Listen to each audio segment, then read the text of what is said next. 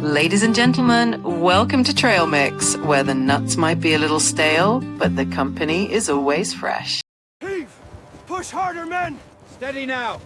Keep the line moving. Merry Christmas. This is Craig Crawford, retired journalist working for nothing but the truth and Social Security checks. Today, we're talking about something that happened 250 years ago, because, you know, next year is the 250th anniversary of our nation.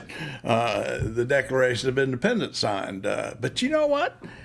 250 years ago today, 6 months before the Declaration of Independence, there was a whole lot of fighting going on and killing between the colonists and the British.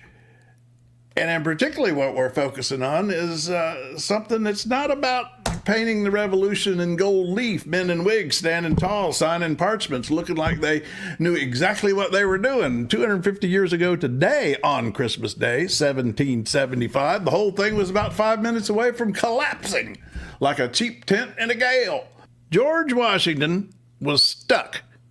He was sitting outside Boston staring at the British, and he had a problem that no amount of speech making could fix. He had no gunpowder, no big guns, and an army that was planning to go home on New Year's Day. They were about to quit. He didn't need a general. He needed a mover. He was sitting there in Cambridge, across the river from Boston, where the British had occupied the whole place, and he didn't know what to do. So enter Henry Knox. Now, Henry wasn't a soldier, really. He was a bookseller for Boston, and reports are he wasn't too good at it. Wasn't much of a businessman. He was a big man who enjoyed a good pudding, as they would say, and a quiet afternoon reading about artillery in the comfort of his shop. Interesting thing about him, he was fascinated with artillery. Of course, the war was going on. Everybody had war making on their minds. He was the kind of fellow who knew the theory of moving mountains, but hadn't actually lifted anything heavier than a ledger. And he told Washington, "General, there's 60 tons of cannons sitting up in Fort Ticonderoga, way up in New York, 300 miles away. I reckon I can go get them, and we'll scare the British into leaving." Well, that sounded pretty fantastic, but Washington was fairly desperate, so Washington said, "Go ahead." Washington must have looked at him like he was speaking Greek. Ticonderoga, the fort that they had taken up there, was full of that artillery, and man, it would help. And it was the middle of winter.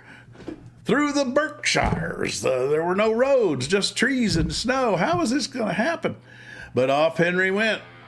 And 250 years ago today, while most sensible people were roasting a goose, the bookseller was up near Saratoga, waist deep in a drift, shouting at a Knox.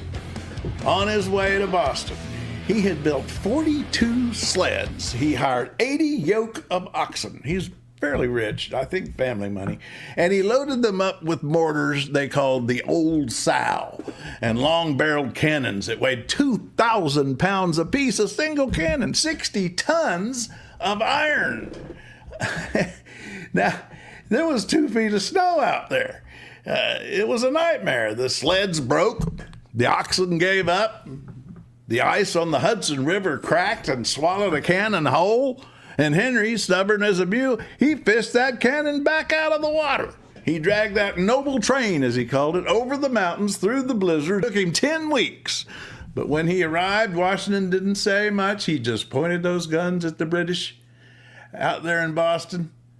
And one morning in March, a couple months later, the British commander woke up, looked out his window at Dorchester Heights, is where they perched all these weapons, where they could see them.